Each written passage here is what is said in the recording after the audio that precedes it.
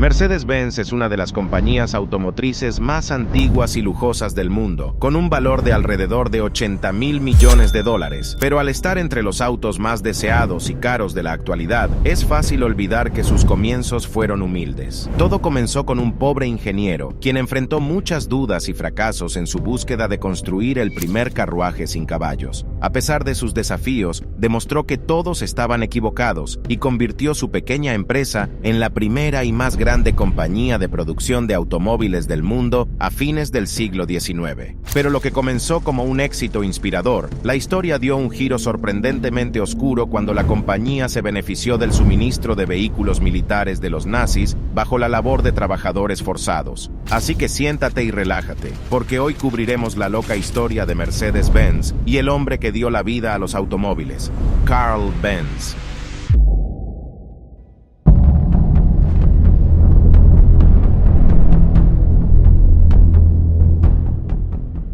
Carl Benz nació en 1844 en la ciudad alemana de Mühlberg, en un hogar de clase baja. Su padre era un conductor de locomotoras que apenas lograba mantener a su familia lo suficiente para sobrevivir. Sin embargo, cuando Carl cumplió 2 años, su padre falleció. Él y su madre se encontraban en una situación financiera desesperada. No hace falta decir que la infancia de Carl no fue fácil, pero a pesar de vivir en la pobreza y acostarse con el estómago vacío, su madre hizo todo lo posible para asegurarse de que su hijo tuviera una buena educación. Carl pudo asistir a la escuela y mostró signos de brillantez a una edad muy temprana, especialmente en química y mecánica. Cuando cumplió 15 años, Carl decidió seguir los pasos de su padre y aprobó el examen de ingreso para ingeniería mecánica en la Universidad de Karlsruhe, donde conoció a un maestro que eventualmente jugaría un papel importante en su vida, Ferdinand Redenbacher. Redenbacher es considerado como una figura principal que transformó a la ingeniería mecánica de una profesión basada en un taller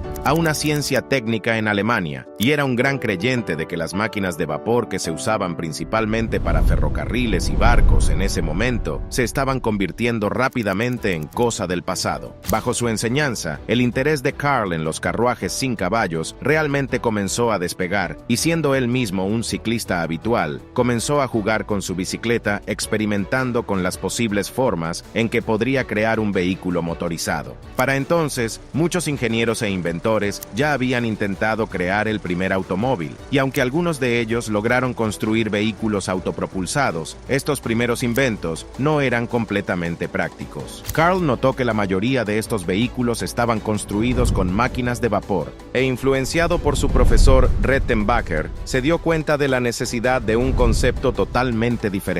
Mientras mucha gente se reía de su visión, él siempre creyó que era posible. Solo necesitaba más tiempo para demostrarlo. Por lo tanto, después de graduarse de Karlsruhe a los 19 años, Benz pasó los siguientes 7 años laborando en varios trabajos de ingeniería y construcción, y mientras luchaba por encajar bien en cualquiera de ellos, aprovechó todo lo que aprendió para poner en marcha su propia empresa en 1871. A los 27 años, se asoció con un mecánico llamado August Ritter, y juntos comenzaron a operar una fundición de hierro y un taller mecánico en Mannheim. Al mismo tiempo, Benz siguió trabajando paralelamente experimentando con un carruaje motorizado, por lo que tener un socio que ayudara a administrar el negocio parecía muy esencial. Desafortunadamente, su socio comercial resultó ser poco confiable, y después de que las autoridades locales incautaran sus herramientas, la compañía luchó inmensamente durante su primer año. Afortunadamente, Carl también había conocido a una mujer para entonces,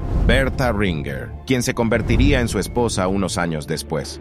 Nacida en una familia adinerada, Bertha era una mujer de fuertes valores y no podía soportar ver que los esfuerzos de su prometido fueran desperdiciados por su socio comercial, por lo que decidió usar su propia dote para comprar la totalidad de las acciones de Ritter en la compañía, lo que la colocó a ella y a Carl en un control total del negocio. Juntos fueron capaces de cambiar la situación y mantuvieron el negocio a flote durante los siguientes 10 años. A pesar de todas las luchas, fue durante durante este periodo cuando Carl pudo mostrar su verdadero genio e hizo importantes desarrollos y avances a partir de sus experimentos paralelos, sobre todo para un motor de gasolina de 2 tiempos en 1879. Para obtener más ingresos, también comenzó a patentar sus inventos, como su sistema de regulación de velocidad del motor, encendido a través de un sistema de batería, bujía, carburador, embrague, cambio de marchas y un radiador de agua. Con estos diseños, Carl no solo se acercaba a su sueño de crear un carruaje sin caballos,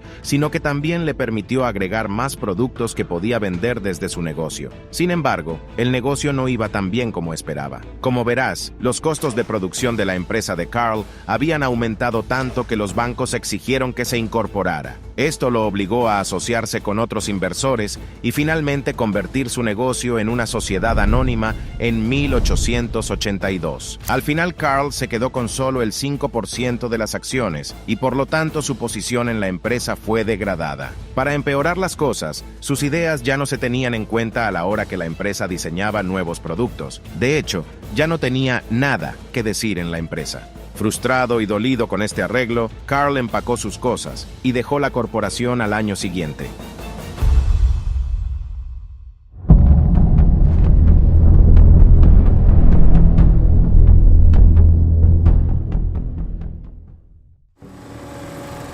Dejar su empresa fue un duro golpe para Carl, pero la decepción lo hizo aún más decidido a tener éxito. Su pasión de toda la vida por las bicicletas lo llevaría a Max Rose y Friedrich Wilhelm, 2 hombres dueños de un taller de reparación de bicicletas en Mannheim. Juntos establecieron Benz & Cie y se concentraron en la fabricación de máquinas industriales y motores de gas estacionarios. A diferencia de la empresa anterior de Carl, esta comenzó bastante bien y se volvió muy rentable en un corto periodo de tiempo. Con ingresos constantes y una plantilla de 25 personas, Carl Benz finalmente dirigió su enfoque principal a su sueño de toda la vida: construir un automóvil con su motor de gasolina. En lugar de simplemente agregar un motor a un carro, Carl construyó el carro alrededor del motor y, utilizando una tecnología similar a la de una bicicleta, construyó lo que muchos consideraron el primer automóvil verdadero en 1885, el Benz Patent Motorwagen. Este vehículo biplaza circulaba sobre 3 ruedas de alambre formando un triciclo y estaba propulsado por un motor de gasolina de 4 tiempos. Su motor de un cilindro producía 2/3 de un caballo de fuerza y podía alcanzar las 7 millas por hora. Carl sabía que esto era revolucionario y después de probar y refinar su vehículo, condujo su maravilloso automóvil al público en el verano de 1886. Sin embargo, recibió diversas críticas. Si bien algunos admiraron su creación, la mayoría de la gente se mostró escéptica acerca de la máquina y no querían que condujera por las calles principales por temor a que explotara. Otros estaban convencidos de que Carl era el diablo en persona conduciendo un carruaje infernal. Los socios comerciales de Carl tampoco estaban tan contentos. Su obsesión por el automóvil lo mantenía alejado de su trabajo y no podían ver de qué manera su invento podría ser útil.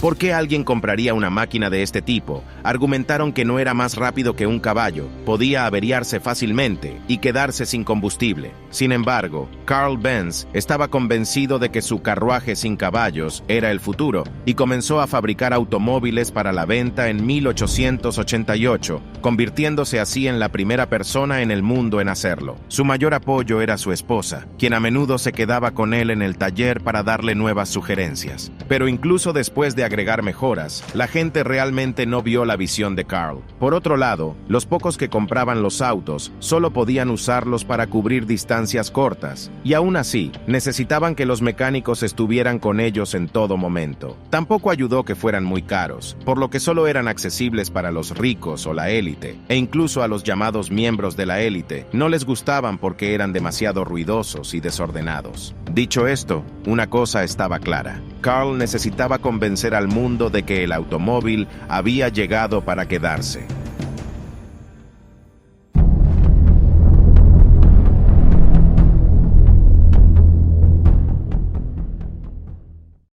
Una mañana del verano de 1888, Bertha Benz se levantó muy temprano mientras Carl aún estaba en la cama y se subió al auto de su esposo para emprender uno de los viajes más importantes en la historia del automóvil. Ella trajo a sus 2 hijos y se dispuso a visitar a su madre en Pforzheim, que estaba sumamente lejos, a 66 millas de Mannheim. Bertha no informó a su esposo ni a la policía sobre sus planes, probablemente porque si ellos se hubiesen enterado, no la hubiesen dejado ir. En ese momento ningún automóvil o carruaje motorizado había intentado antes un viaje tan largo, pero ella estaba decidida a mostrar la importancia del invento de Benz. Sin embargo, este viaje no fue como un paseo por el parque. Bertha se enfrentó a muchos problemas, como cruzar caminos polvorientos y pedregosos que eran destinados para caballos, tener que pasar por una farmacia para cargar gasolina e incluso tener que realizar algunas reparaciones mecánicas en el camino. El viaje de 66 millas le tomó a Bertha y a sus 2 hijos aproximadamente 12 horas de viaje, pero al final llegaron sanos y salvos a Pforzheim. Principalmente el viaje logró el objetivo que Bertha se había propuesto, hacer notar que el automóvil había llegado para quedarse. Con esto el Benz Motorwagen se convirtió en la charla de la ciudad y recibió gran publicidad para el negocio de Carl. Muy pronto, Benz & Cie comenzó a expandirse rápidamente, tanto que en 1890 se convirtió en el segundo fabricante de motores más grande de Alemania, aunque no por la venta de automóviles, sino por sus motores de gasolina estacionarios. Pero con la incorporación de 2 socios comerciales, Friedrich von Fischer y Julius Ganz, ayudarían a cambiar esto. A medida que ellos se ocupaban del lado comercial y de marketing de las cosas, Benz pudo concentrarse más en la ingeniería y pudo patentar varias innovaciones de automóviles nuevos, como la transmisión de engranajes planetarios, la dirección de doble pivote y el motor plano con una configuración boxer.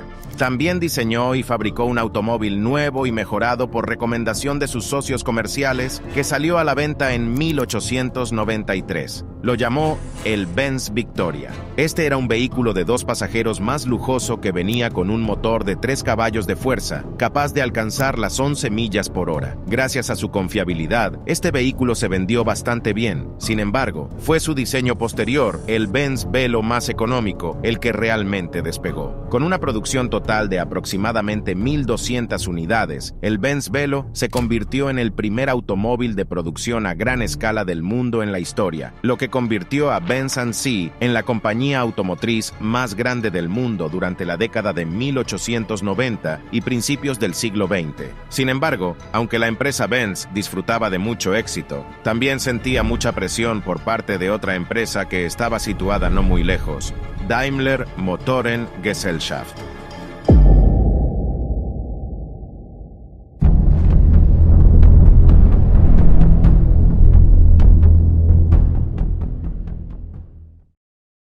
Daimler Motoren Gesellschaft estaba dirigida por Gottlieb Daimler y Wilhelm Maybach. Ambos eran ingenieros brillantes, pero Gottlieb Daimler en particular era conocido por ser muy competitivo y tenía muchas conexiones y conocimientos en términos de negocios, algo de lo que parecía carecer Carl Benz. El primer automóvil Daimler que se vendió comercialmente apareció en 1892. 2 años más tarde, siguieron con un automóvil de 2 cilindros y en 1897 introdujeron su primer modelo con motor delantero, el Daimler Phoenix. Estaba claro que la compañía Daimler estaba alcanzando a Benz, ya que sus vehículos se veían más atractivos y cómodos para el público. Sin embargo, el señor Daimler fallecería lamentablemente en 1900, dejando a Maybach a cargo de la empresa. Pero fue bajo el control de Maybach cuando diseñó su mayor logro, el Mercedes de 35 caballos de fuerza en 1901. Lo que hace que este vehículo sea tan especial es que fue el primer automóvil en lucir o parecerse a nuestra idea moderna de un automóvil. Estaba equipado con un potente motor de gasolina, la carrocería era más ancha y más grande con un chasis de acero a medida y su masa central estaba cerca del suelo. Inicialmente construido para las carreras, este vehículo se fabricó en consecuencia a pedido de un rico hombre de negocios, Emil Jelinek, quien decidió nombrar el automóvil en honor a su hija, Mercedes. Este automóvil ganaría múltiples carreras callejeras y eventos de montaña, alcanzando una velocidad máxima de 56 millas por hora, superior a cualquier otro vehículo de la época. Esto atrajo mucho a la empresa Daimler, que decidió cambiar la marca de todos sus vehículos a Mercedes y comenzó a producir nuevos modelos para carreras y uso público con el mismo nombre. Sin embargo, por otro lado, esta nueva tendencia no le sentó bien a los socios de Carl Benz, que querían una respuesta inmediata. Para contrarrestar a su competencia, ellos trajeron a algunos diseñadores franceses para ayudar con un nuevo modelo más rápido sin la aprobación de Carl. Benz estaba enojado y molesto con la decisión. Nunca le gustó la idea de las carreras de autos y siempre prefirió conducir despacio y con cuidado. Le horrorizaba el ruido y el peligro de que alguien condujera a gran velocidad por la vía pública.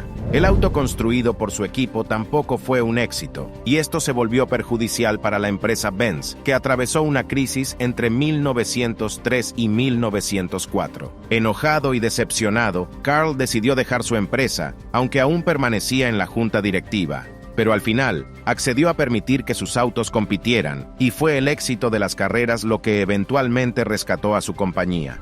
En 1908, Benz tenía un auto de carreras de 120 caballos de fuerza, un monstruo que rugía de Leningrado a Moscú en 8 horas y media, con una velocidad promedio de 50 millas por hora.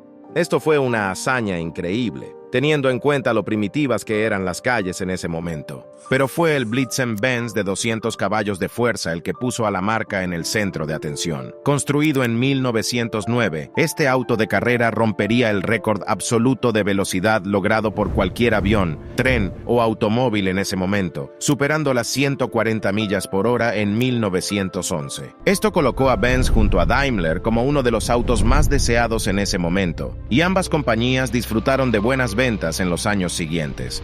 Sin embargo, esto duró poco, ya que el estallido de la Primera Guerra Mundial sacudiría la vida de las personas y la economía global. Con la derrota de Alemania en la Primera Guerra Mundial, el país atravesó una recesión económica, y tanto las empresas Daimler como Benz terminaron luchando inmensamente. Para fortalecer sus probabilidades de supervivencia, dejaron de lado su rivalidad y firmaron un acuerdo en 1924, en el que acordaron combinar sus esfuerzos de producción y comercialización, manteniendo sus nombres individuales para ahorrar costos. Pero este acuerdo solo duró 2 años. La economía alemana empeoró, y las dos empresas se vieron obligadas a fusionarse por completo en 1926, creando una nueva empresa llamada Daimler-Benz. Bajo Daimler-Benz, la compañía renombró a sus vehículos como Mercedes-Benz y lanzó varios modelos impresionantes a fines de la década de 1920, como el Mercedes-Benz Tipo 630, modelo S, SS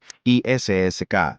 Uno de sus principales y más brillantes ingenieros que ayudaron a desarrollar estos vehículos fue Ferdinand Porsche, cuyo nombre se haría famoso en la industria del automóvil. En cuanto a Carl, permaneció en la junta directiva de Daimler-Benz y pudo ver el éxito de sus automóviles y quedó maravillado y satisfecho con lo lejos que había llegado la industria. Lamentablemente, falleció poco después de la fusión de la compañía, en abril de 1929, a la edad de 84 años. Después de su muerte, la compañía continuó creciendo en tamaño y fuerza, convirtiéndose en uno de los mejores fabricantes de automóviles del mundo. Sin embargo, disfrutó de algunos de sus mejores años bajo un protagonista poco probable, Adolf Hitler.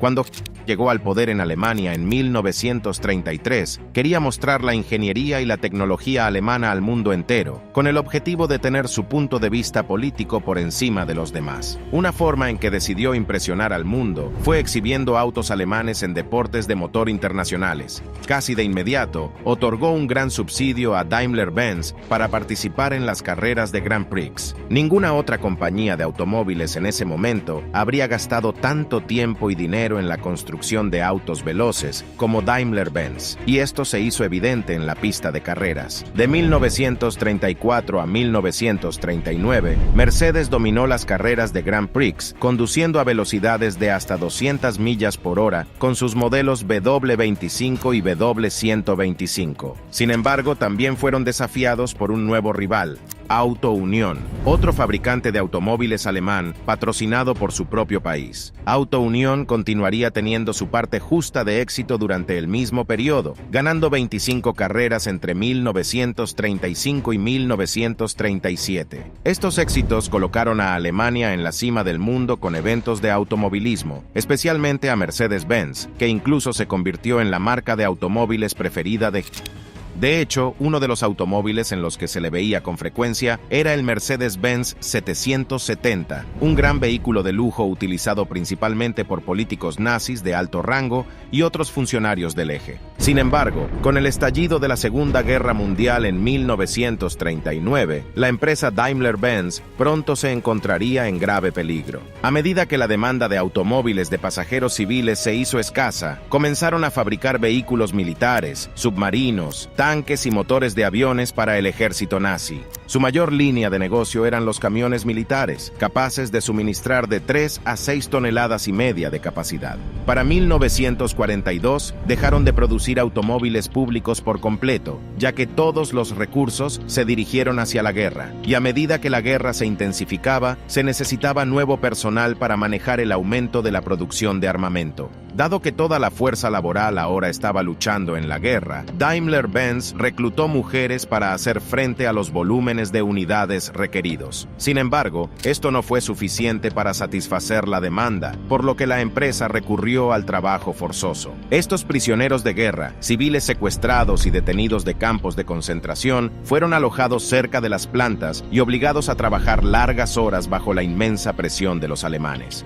La mayoría de estos trabajadores procedían de Europa del Este, que fueron internados en campamentos de barracones con entornos pobres similares a los de una prisión, mientras que los detenidos de los campos de concentración eran supervisados por el Escuadrón de Protección SS en condiciones de vida inhumanas. Muchas personas morían en estos campamentos, ya sea por desnutrición severa, maltrato o incluso tortura, y para 1944, casi la mitad de los 63,000 empleados de Daimler-Benz eran trabajadores forzados. Después de que terminó la guerra en 1945, la compañía recibió un gran golpe. Debido al Acuerdo de Potsdam, todos los activos alemanes en el extranjero fueron confiscados y utilizados para el pago de reparaciones. Esto llevó a Daimler-Benz a perder todas sus subsidiarias, afiliadas y sucursales en el extranjero y se vieron reducidas a sus propias plantas en su país de origen. En otras palabras, tuvieron que reiniciar y ganar su camino hacia arriba nuevamente. En primer lugar, la empresa fue reestructurada y notablemente desnazizada desde su alta dirección. Debido a estos cambios drásticos, la empresa pudo obtener un permiso de producción de las autoridades de ocupación estadounidenses en 1946. Aunque sus fábricas sufrieron graves daños por bombas, Mercedes-Benz todavía tenía la ventaja de poseer su propia planta, ya que muchos otros competidores como BMW o Adler habían perdido sus sitios al terminar en territorio soviético. La compañía Mercedes-Benz luego centró sus esfuerzos en producir ambulancias, vehículos de patrulla policial y camionetas de reparto basadas en sus modelos de 170B y utilizó una de sus plantas como centro de reparación de vehículos militares estadounidenses. En 1947 volvieron a producir vehículos de pasajeros con solo 1,045 automóviles de 170B producidos ese año, pero incluso en una situación financiera menos que ideal, Daimler-Benz logró obtener ganancias solo un año después. En la década de 1950, Mercedes-Benz pudo recuperar gran parte de su control, logrando un fuerte regreso a los eventos de automovilismo, así como ventas exitosas en todo el mundo, tanto que en 1954, la compañía ya había obtenido una ganancia de más de $1,000 millones. A lo largo de los años, Mercedes ha cambiado por completo su imagen y se ha convertido en una de las marcas de automóviles más valiosas del mundo. Sin embargo, todo eso no hubiera sido posible sin Carl Benz, quien a pesar de su humilde origen, desafíos y críticas, tuvo el coraje y la determinación de convertir su sueño en realidad. Y si quieres ver otra fascinante historia como esta, haz clic en esta miniatura ahora y disfruta de la inquietante historia de Porsche. Nos vemos ahí.